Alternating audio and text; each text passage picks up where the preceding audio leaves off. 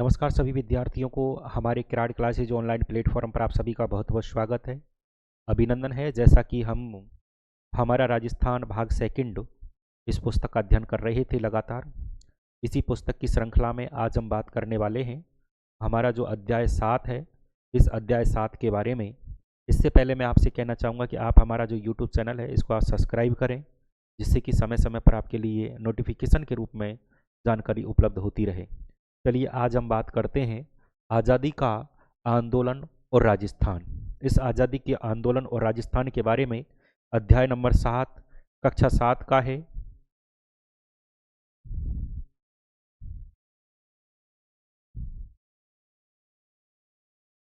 आज़ादी का आंदोलन और राजस्थान। देश में जब आज़ादी का आंदोलन चल रहा था तब राजस्थान भी उससे अछूता नहीं रहा। यानी राजस्थान में भी आज़ादी के देश को आज़ाद कराने के लिए आंदोलन हुए। राजस्थान में अजमेर पर अंग्रेजों का सीधा आधिपत्य था, सीधा अंग्रेजों का अधिकार था। कहाँ पर? अजमेर पर। शेष राजस्थान पर राजा और महाराजाओं का क्या था? शासन था। इसलिए यहाँ संघर्ष का स्वरूप थोड़ा भिन्न था। अंग्रेजों ने देसी रियासतों के कामकाज में हस्तक्षेप करना प्रारंभ कर दिया था, जिससे यहाँ के सामाजिक ताने बाने में बदलाव आया। इसके विरुद्ध यहाँ के किसानों, जनजातियों ने आवाज़ उठाई एवं संघर्ष किया। कालांतर में कुछ समय बाद विभिन्न रियासतों में प्रजामंडलों की स्थापना हुई।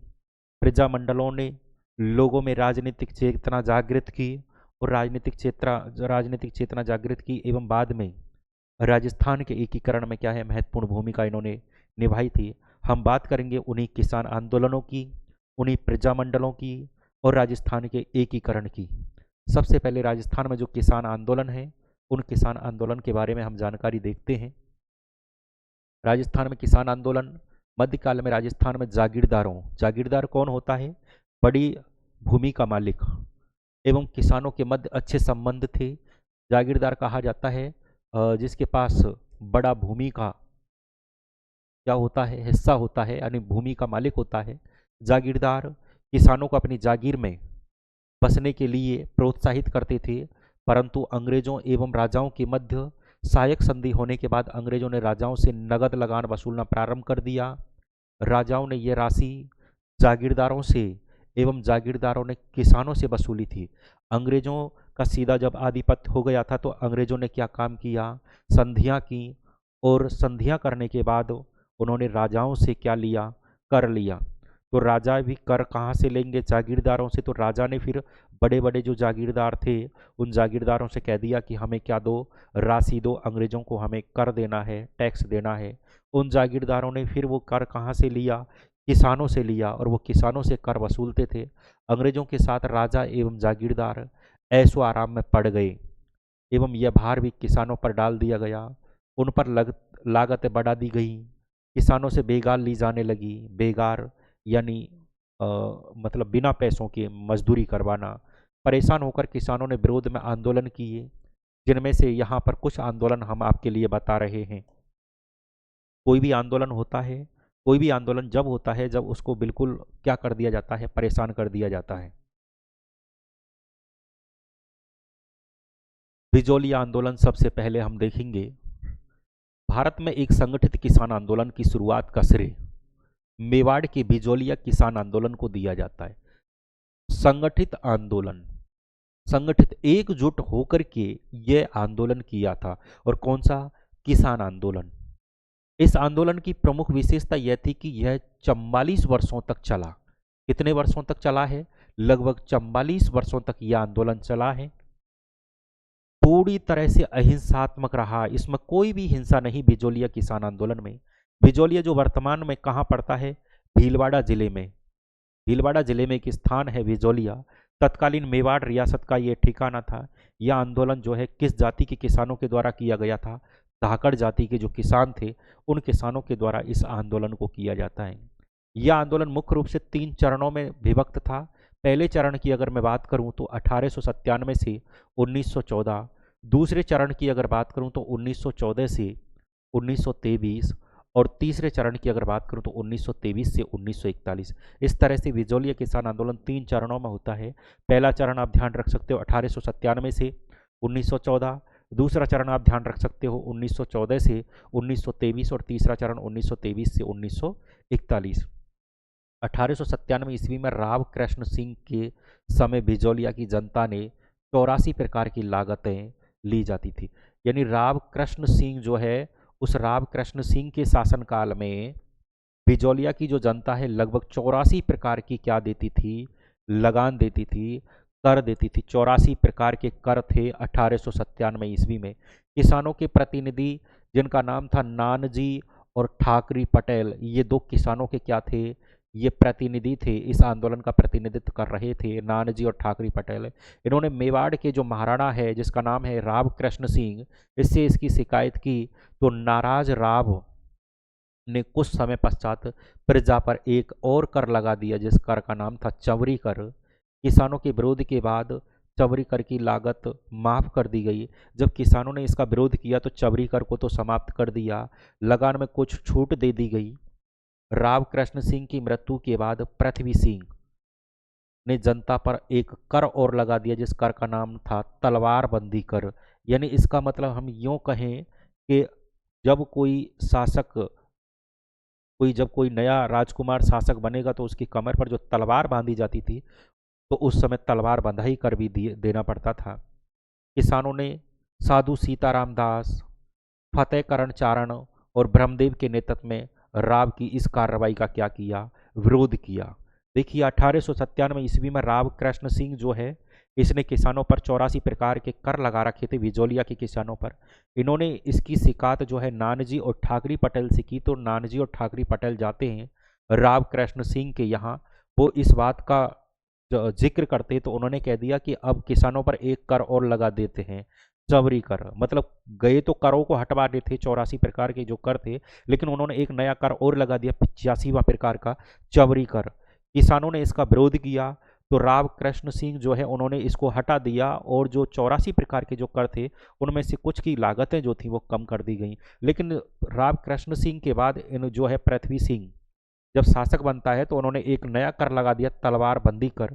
इसका विरोध दो तीन व्यक्ति हैं जिनका नाम साधु सीताराम दास, फतेह करण चारण और ब्रह्मदेव, ये तीन व्यक्ति हैं जिनके नेतृत्व में किसानों ने क्या किया, विरोध किया।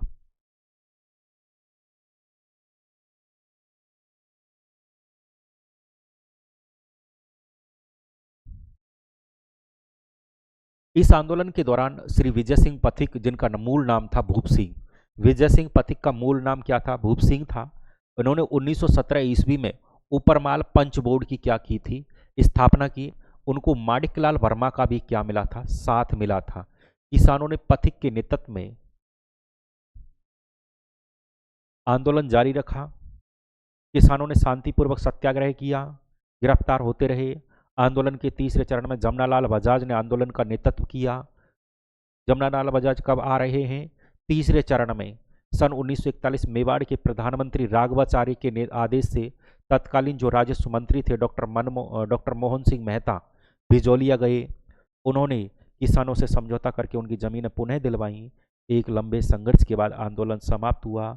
अंजना देवी चौधरी, रमा देवी, नारायणी देवी वर्मा जैसी महिलाएं जो थी इस आंदोलन से जुड़ी थी। आपसे प्रश्न पूछ सकता है कि बिजौलिया किसान आंदोलन से जुड़ने वाली महिलाओं के नाम, अंजना देवी चौधरी, रमा देवी और नारायणी देवी, ये महिलाएं थी जो बिजौलिया किसान आंदोलन से जुड़ती हैं। आगे मैं बात करूंगा बेंगू किसान आंदोलन की।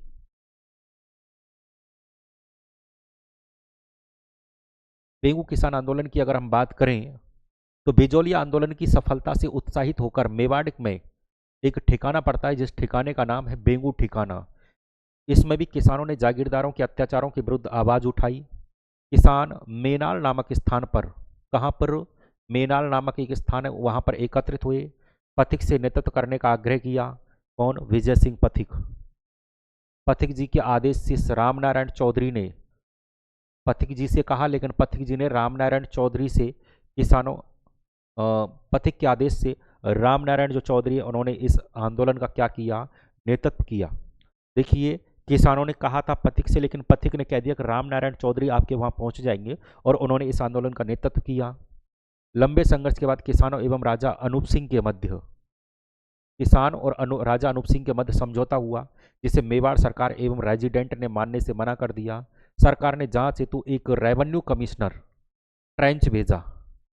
रेवेन्यू कमिश्नर ट्रेंच ने गोविंदपुरा में एकत्र किसानों पर गोलियां चलाने व गांवों को जलाने का आदेश दे दिया। गोविंदपुरा गांव पड़ता है कहाँ, जो है मेवाड़ में। वहां पर गोविंदपुरा नामक गांव में कौन जाता है, रेवेन्यू कमिश्नर जिसका नाम था ट्रेंच। ट्रेंच भेजा तो वार्ता करने के लिए था, लेकिन बेंगू किसान आंदोलन जो लोग इकट्ठे थे, वो किसान जो इकट्ठे थे, उन पर गोलीबारी करने के आदेश दे देता है। रूपाजी और कृपाजी नामक जो दो धाकड़ थे, रूपाजी और कृपाजी जो धाकड़ हैं, वो घटनास्थल पर ही मारे जाते हैं। कई किसान घायल होते हैं। अंत में प्रशासन को झुकना पड़ा और 53 में से 34 लागतें जो हैं समाप्त की गई। 53 में से जो 34, यहाँ पर 53 प्रकार के जो कर थे उनको समाप्त करके कितने रख लिए, 34। वेगार पर भी क्या लगा दी गई, रोक लगा दी गई। ये था बेंगू किसान आंदोलन, जिसमें शहीद होने वाले 2 व्यक्ति आपको ध्यान रखने हैं, कृपाजी और रूपाजी। इसमें आपको ये भी ध्यान रखना है कि ये किसके नेतृत्व में हुआ था, राम नारायण चौधरी के नेतृत्व में। कहाँ, मेडाल नामक स्थान पर। बाद में जो है ये गोविंदपुरा में आ जाता है।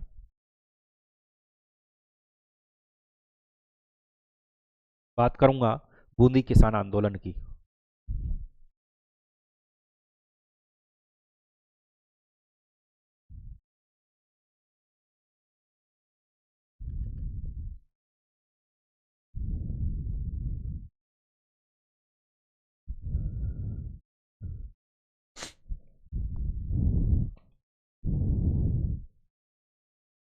बूंदी किसान आंदोलन की अगर हम बात करें, बूंदी किसान आंदोलन की, तो 1926 ईस्वी में पंडित नैनूराम शर्मा, रामनारायण चौधरी और हरिभाई किंकर के नेतृत्व में यह आंदोलन होता है। बेगारों लालबाग और बेगार के विरुद्ध आंदोलन छेड़ा गया। बूंदी के बरड़ में पुलिस ने एकत्र किसानों पर गोलियां चला दी, जिससे घटनास्थल पर ही एक भील मारे जाते हैं जिनका नाम था नानक भील। कौन मारे भाग जाते हैं, नानक भील। इनकी मृत्यु हो गई कहाँ, बरड़ नामक स्थान पर। अनेक स्त्रियां व बच्चे भी इसमें घायल होते हैं। बूंदी राज्य सरकार द्वारा 1943 ईस्वी में किसानों की मांगे स्वीकार कर आंदोलन को क्या कर दिया गया, समाप्त कर दिया गया। आपको बूंदी किसान आंदोलन में ध्यान रखना है, ये किसान आंदोलन होता कब है, 1926 ईस्वी में। कौन कौन इसमें नेतृत्व करता है, एक तो है नैनूराम, एक है राम नारायण चौधरी और हरिभाई किंकर। कहाँ पर हुआ था, बरड़ में। कौन मारे जाते हैं इसमें, कौन शहीद होते हैं, नानक भील। और 1943 में समाप्त हो जाता है। अलवर किसान आंदोलन की अगर बात करूं तो कहाँ होता है, नीमूचाड़ा नामक स्थान पर। अलवर राज्य में जंगली सुअर जो थे, उन सुअरों से यहाँ के किसान परेशान थे और वो फसलों को नुकसान पहुंचाते थे। किसानों ने 1921 ईस्वी में सुअर मारने की क्या अनुमति को लेकर आंदोलन किया। 1925 में अलवर के जो महाराजा थे, जिनका नाम था जय सिंह, इनके द्वारा लगान वृद्धि के विरुद्ध किसानों ने नीमूचाड़ा में एक सभा का आयोजन किया। सभा पर गोली चलाने से सैकड़ों किसान, स्त्रियां एवं बच्चे मारे जाते हैं। अनेक घरों को जला दिया गया, अनेक पशु जलकर के मर गए।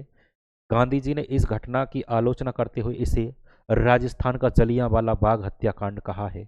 राजस्थान का जलियांवाला बाग हत्याकांड 1921 ईस्वी में किसने कहा है, ये महात्मा गांधी ने कहा है। क्योंकि ये आपने सुना होगा 1913 ईस्वी में जलियांवाला बाग हुआ था। तो 1913 में जो जलियांवाला बाग हत्याकांड हुआ था, उसके बाद ये 1921 में नीमूचाड़ा किसान आंदोलन हुआ। इसमें भी ऐसे ही लोगों को मारा गया था जिस तरह से जलियांवाले बाग में मारा गया था। इसलिए महात्मा गांधी के द्वारा इस नीमूचाड़ा किसान आंदोलन को राजस्थान का जलियांवाला बाग हत्याकांड कहा है। ये आपको ध्यान रखना होगा। ये किसको लेकर के हुआ था, जंगली सुअरों को लेकर के, जो किसानों की फसलों को बर्बाद करते थे। मैं बात करूंगा सीकर आंदोलन की। सीकर किसान आंदोलन की अगर मैं बात करूं तो सीकर जयपुर राज्य का बड़ा ठिकाना था एक। पहले ये जयपुर राज्य का ही ठिकाना था। ठाकुर कल्याण सिंह ने, कब, ठाकुर कल्याण सिंह ने पूर्व ठाकुर की मृत्यु पर हुए खर्चे के लिए लगान में वृद्धि कर दी। एक ठाकुर थे कल्याण सिंह, इनसे पहले जो ठाकुर थे वो मर चुके थे और उनकी जो, जब वो मर गए थे तो उनकी जो खर्च है, उसमें जो खर्च हुआ था उस खर्च में उन्होंने क्या कर दिया, वृद्धि कर दिया। वर्षा की कमी होने पर भी लगान की दरें कम नहीं की। किसानों ने इसका तीव्र विरोध किया। ठेकेदार ने निर्मम अत्याचार किए, किंतु किसान हताश नहीं हुए। किसानों के शांतिपूर्ण प्रदर्शन पर गोलियां चलाई गईं। इस आंदोलन की चर्चा लंदन के हाउस ऑफ कॉमन्स में हुई थी। किस किसान आंदोलन की चर्चा लंदन के हाउस ऑफ कॉमन्स में हुई थी, जो है इस आंदोलन की चर्चा, तो आप बता सकते हो सीकर किसान आंदोलन की जयपुर राज्य की मध्यस्थता के बाद बंदोबस्त सुधार के लिए किसानों को आश्वस्त करना पड़ा, लगान में भी कमी करनी पड़ी। सरदार हरलाल सिंह, नेतराम सिंह, पृथ्वी सिंह गोठड़ा इस आंदोलन से जुड़े प्रमुख नेता थे। आपसे पूछ सकता है सीकर किसान आंदोलन के बारे में कि सीकर किसान आंदोलन जो है उससे जुड़े हुए कौन कौन व्यक्ति थे, तो आप बता सकते हो सरदार हरलाल सिंह, नेतराम सिंह और पृथ्वी सिंह गोठड़ा। किस किसान आंदोलन की चर्चा जो है लंदन के हाउस ऑफ कॉमन्स में हुई थी, तो आप बता सकते हो सीकर किसान आंदोलन की। बात करेंगे शेखावाटी किसान आंदोलन। शेखावाटी के किसानों ने भी मनमानी लगान वृद्धि के विरुद्ध आंदोलन शुरू किया। चिड़ावा, चिड़ावा कहाँ पड़ता है, ये पड़ता है झुंझुनू में। चिड़ावा कहाँ पड़ता है, झुंझुनू में। मास्टर कालीचरण ने सेवा समिति का गठन किया। नवलगढ़, मंडावा, ढूंढलोद, देखिए नवलगढ़ है, मंडावा है, ढूंढलोद है, विसाऊ है। मालासर के किसानों ने लगान देने से साफ मना कर दिया। मालासर के जो ठिकानेदार हैं इन्होंने किसानों की बेरहमी से पिटाई करवाई। ढूंढलोद के जो ठाकुर थे उन्होंने भी किसानों पर निर्मम अत्याचार किए। हालांकि जयपुर राज्य ने जागीरदारों एवं किसानों के बीच समझौता करने के कई प्रयास किए, किंतु यहाँ का या कोई समाधान नहीं हो पाया और आज़ादी के बाद ही हो पाया। या जो भी समाधान हुआ यहाँ पर जो है शेखावाटी में कहाँ के किसानों ने किया था, नवलगढ़, मंडावा, ढूंढलोद, ये सब किसानों की जो है आंदोलन है। लेकिन यहाँ पर एक शेखावाटी किसान आंदोलन से संबंधित एक समिति का गठन किया जाता है, जिस समिति का नाम है सेवा समिति। ये किसने की थी आपको ध्यान रखनी है, चिड़ावा के एक मास्टर थे जिनका नाम था कालीचरण, ये आपको इसमें ध्यान रखना है।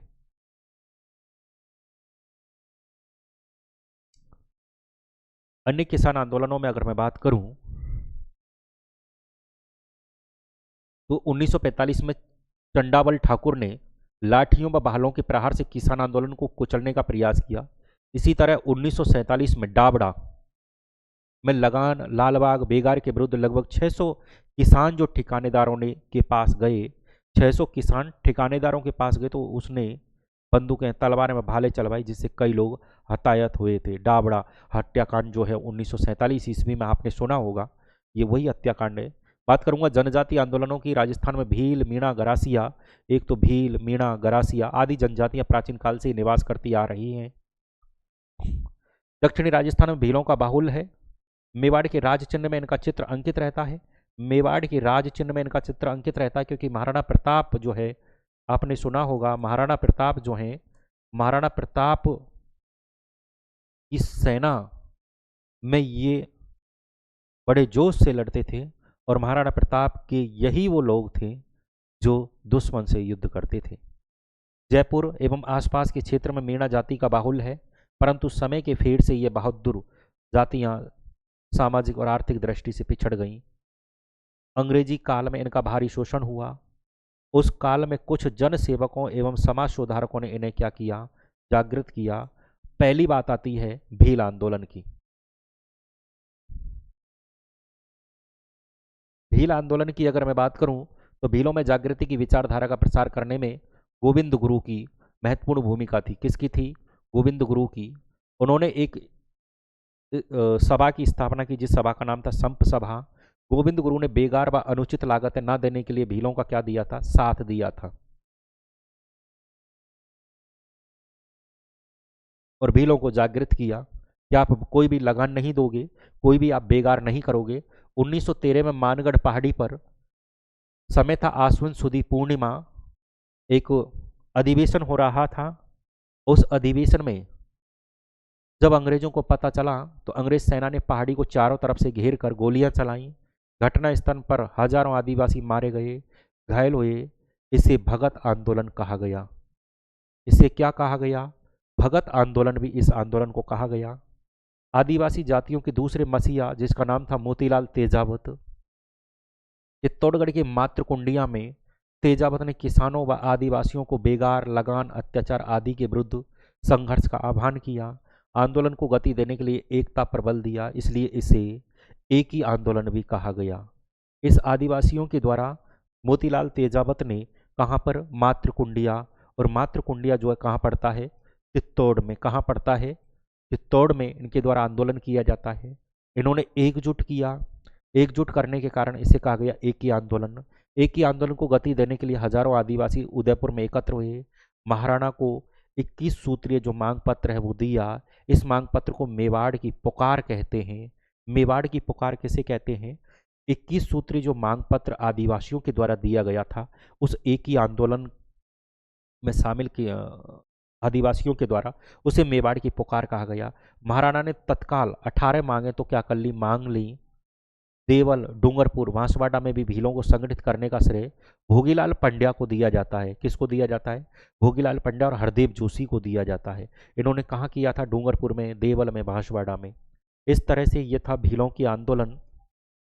बात करूंगा मीणा जनजाति का आंदोलन।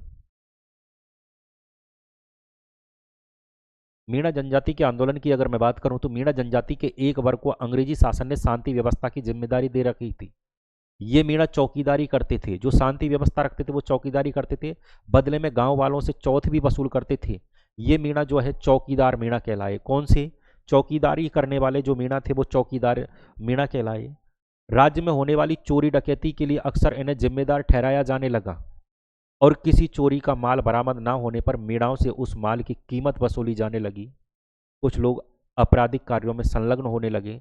सरकार ने 1924 में क्रिमिनल ट्राइबल्स एक्ट के तहत 12 वर्ष से अधिक आयु के मीणा जाति के लोगों को प्रतिदिन समीप के थाने में अपनी उपस्थिति देने के लिए क्या कर दिया? पाबंद कर दिया। देखिए 1924 में कानून बना दिया जिसका नाम था criminal tribes act. Criminal types जो एक्ट है, इस एक्ट के तहत जो भी 12 वर्ष या 12 वर्ष से अधिक मीणा जाति का व्यक्ति होगा वो अपने पास के थाने में क्या देगा? अपनी उपस्थिति देगा। उसको पाबंद कर दिया गया। इन्हीं कारणों से मीणाओं में असंतोष फैला। मीणा समाज में व्याप्त बुराइयों, जरायम जो पेशा जैसे कठोर कानून थे उनको हटवाने और चौकीदारी प्रथा समाप्त करने के लिए आंदोलन चलाया गया। आज़ादी के बाद सन 1952 में जाकर जरायम पेशा कानून क्या कर दिया गया? समाप्त कर दिया गया। जरायम पेशा कानून कौन सा था? यानी पास के थाने में जाकर के क्या देना? अपनी उपस्थिति देना। ये इनके लिए बहुत मुसीबत था।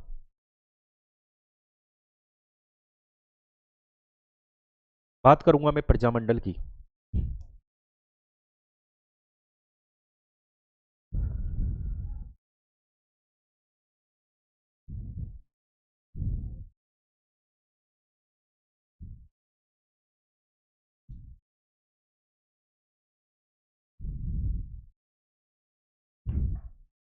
बात करेंगे हम प्रजामंडल की। प्रजामंडल का अर्थ होता है प्रजा का मंडल अथवा संगठन। राजस्थान में प्रजामंडलों महत्वपूर्ण भूमिका निभाई है। पंडित जवाहरलाल नेहरू ने कहा कि किसी स्थान पर जन आंदोलन तभी आरंभ हो सकता है जब वहां की जनता तैयार हो। जन आंदोलन के संचालन का दायित्व जनता को दिया गया। राजस्थान की विभिन्न रियासतों में प्रजामंडलों का क्या कर दिया गया? गठन कर दिया गया। पहली बात करेंगे हम मारवाड़ प्रजामंडल की। जय नारायण व्यास ने जोधपुर में 1934 में मारवाड़ प्रजामंडल की स्थापना की। पहला प्रश्न बनता है कि मारवाड़ प्रजामंडल की स्थापना किसके द्वारा की गई? तो आप बताओगे जय नारायण व्यास के द्वारा। कहाँ की गई? जोधपुर में। कब की गई? 1934 ईस्वी में। आगे मैं बात करूं, भंवरलाल सराफ जो है इस प्रजामंडल के अध्यक्ष बने। आपसे प्रश्न पूछेगा कि जो मारवाड़ प्रजामंडल है उसका अध्यक्ष किसे बनाया गया? तो आप बताओगे भंवरलाल सराफ को इसका अध्यक्ष बनाया गया।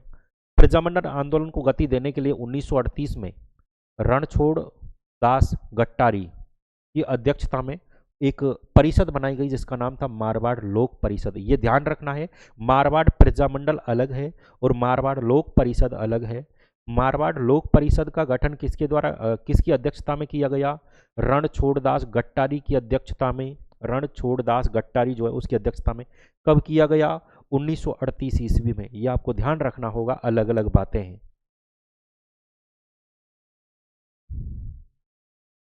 बात करूंगा जयपुर प्रजामंडल की।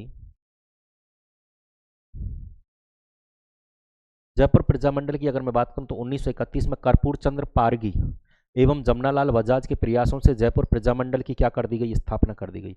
आपसे प्रश्न पूछे पहला, जयपुर प्रजामंडल की स्थापना कब हुई? 1931 में। किसके द्वारा की गई? कर्पूर चंद्र पारगी और जमनालाल बजाज के द्वारा। यह राजस्थान का प्रथम प्रजामंडल था। आपसे पूछे राजस्थान का पहला प्रजामंडल, तो आप बताओगे जयपुर प्रजामंडल। 1936 में जयपुर प्रजामंडल का पुनर्गठन हुआ। प्रश्न पूछे कि जयपुर प्रजामंडल का पुनर्गठन कब किया गया? 1936 ईस्वी में।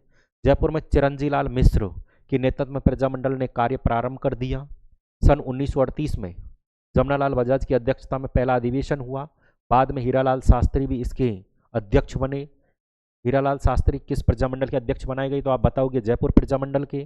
प्रजामंडल ने रियासत में उत्तरदायी शासन की क्या कर दी थी? स्थापना की मांग की थी। आगे बात करूंगा मेवाड़ प्रजामंडल की। 24 अप्रैल 1938 को बलवंत सिंह मेहता की अध्यक्षता में मेवाड़ प्रजामंडल की स्थापना हुई।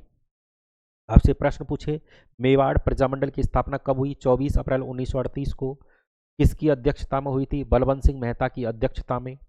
माणिकलाल वर्मा की इसमें महत्वपूर्ण भूमिका रहती है। प्रजामंडल ने महाराणा पर अंग्रेजों से संबंध तोड़ने का निरंतर दबाव डाला। स्वतंत्रता के संघर्ष में प्रजामंडल की क्या रही है? सक्रिय भूमिका। बात करूंगा आगे बीकानेर प्रजामंडल की।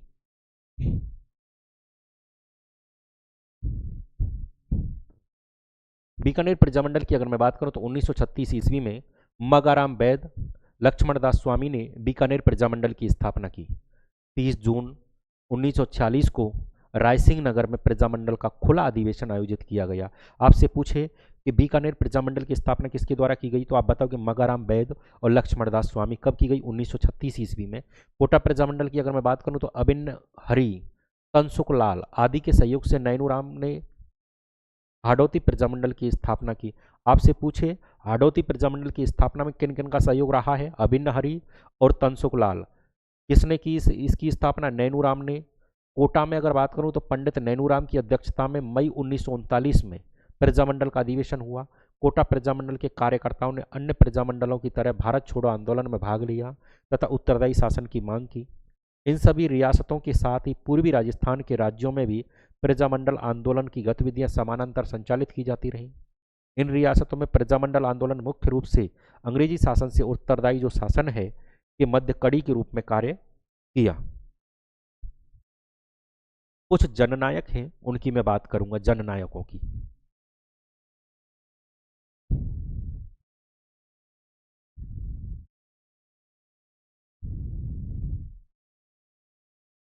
पहले जो जननायक हैं वो हैं गोविंद गिरी।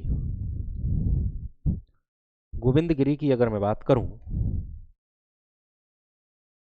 गोविंद गिरी की अगर मैं बात करूं तो गोविंद गुरु की अगर मैं बात करूं, गोविंद गुरु का जन्म डूंगरपुर राज्य में हुआ। एक साधारण बंजारा परिवार में हुआ था। किस परिवार में? बंजारा परिवार में। यह दयानंद सरस्वती से बहुत अधिक प्रभावित थे। इन्होंने डूंगरपुर, बांसवाड़ा, दक्षिणी मेवाड़, सिरोही गुजरात और मालवा के बीच के पहाड़ी प्रदेश में रहने वाले आदिवासियों को संगठित करने का कार्य किया और 1903 ईस्वी में इनके द्वारा एक संप सभा की स्थापना की गई थी गोविंद गुरु के द्वारा। डूंगरपुर में जन्मे, बंजारा परिवार में संप सभा की स्थापना की 1903 ईस्वी में।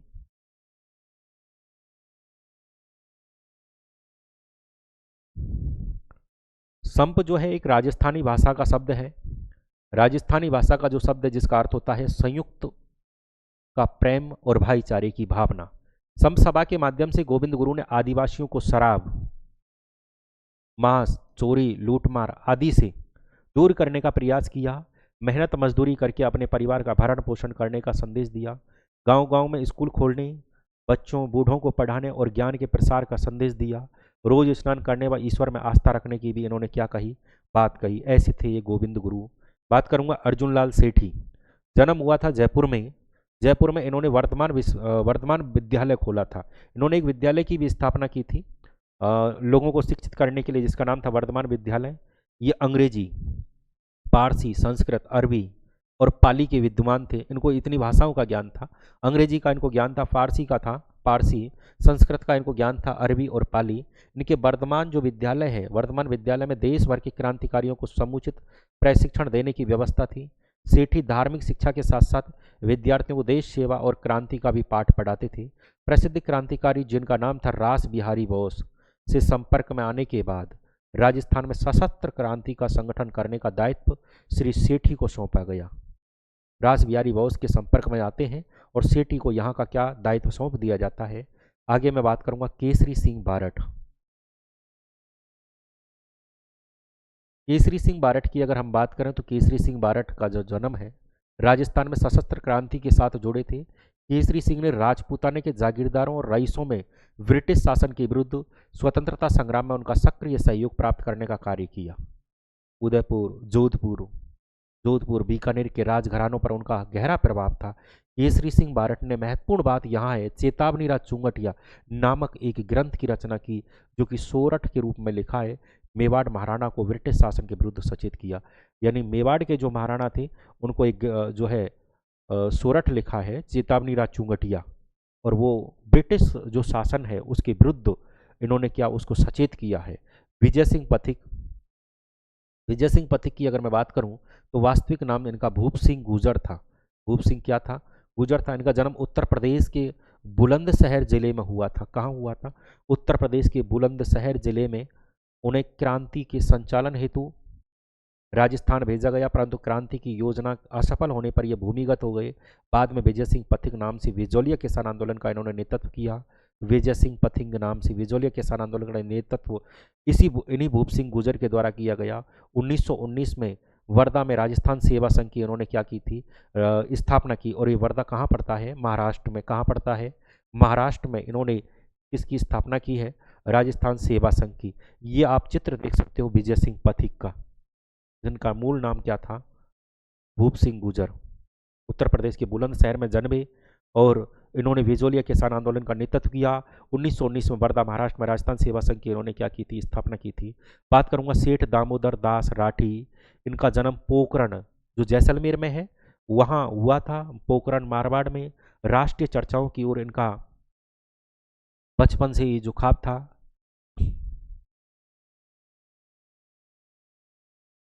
खरवा के राव गोपाल सिंह खरवा से राठी की अंतरंग मित्रता थी।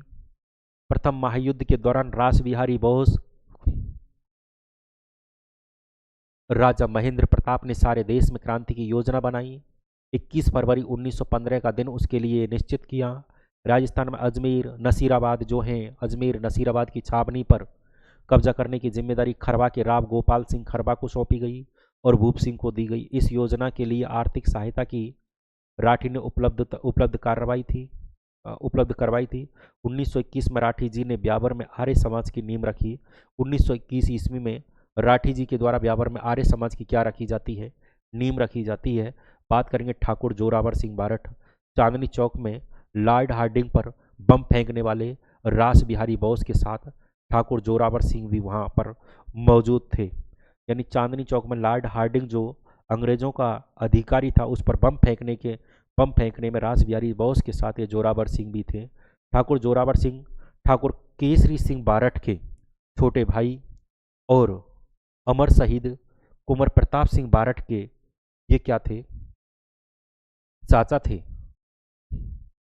इनको पकड़ने के लिए कोटा सरकार तथा बिहार सरकार ने भारी इनाम की घोषणा की थी। दो सरकार, कोटा सरकार और बिहार सरकार ने इनके ऊपर इनाम घोषित कर रखा था। लॉर्ड हार्डिंग पर बम फेंकने की घटना के बाद 27 वर्षों तक ये भूमिगत हो गए थे। सन 1939 में इनकी मृत्यु हो गई थी। 27 वर्षों तक ये क्या हो गए थे? भूमिगत।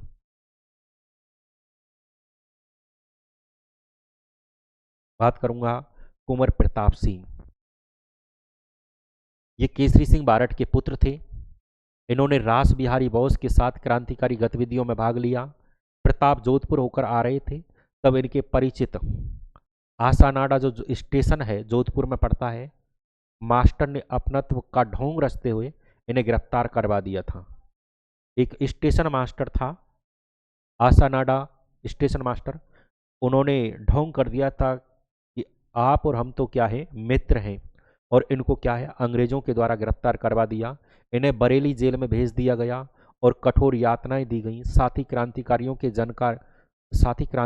के जानकारी प्राप्त करने के लिए प्रलोभन भी दिए गए, लेकिन इन्होंने अपने साथियों के बारे में कुछ भी नहीं बताया।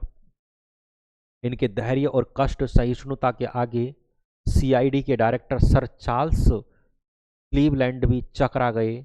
ब्रिटिश सरकार की अमानुषिक यातनाओं का शिकार होकर बरेली जेल में अल्पायु में ही क्या हो गए थे? शहीद हो गए थे।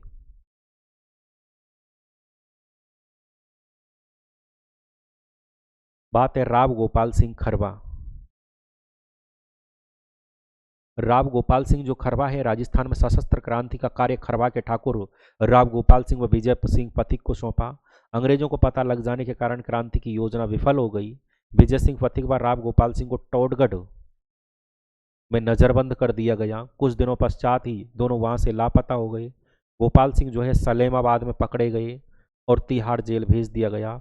1920 ईस्वी में रिहा होने के बाद ये रचनात्मक कार्यों में क्या हो गए, संलग्न रहे। इस तरह से यह अध्याय हमारा जो है कंप्लीट होता है। इसके कुछ प्रश्न हैं वो आप स्वयं करोगे। आज के लिए बस इतना ही। यह हमारी क्लास यहीं पर समाप्त होती है। मैं एक बार आपसे कहना चाहूँगा कि हमारा जो यूट्यूब चैनल है इसको आप सब्सक्राइब करें। आज के लिए बस इतना ही। बहुत बहुत धन्यवाद। मिलते हैं फिर हम हमारी अगली क्लास में।